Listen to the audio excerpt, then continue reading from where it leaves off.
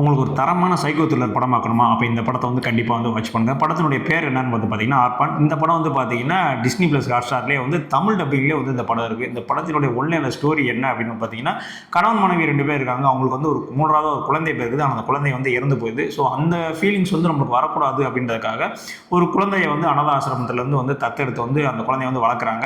So அந்த குழந்தை வந்து வீட்டுக்கு வந்ததுக்கப்புறம் என்னென்னலாம் நடக்குது அப்படின்றது தான் வந்து படத்தினுடைய கதை. ஆக்சுவலா வந்து அந்த குழந்தை தான் வந்து ஒரு சைக்கோ மாரி இருக்கும்.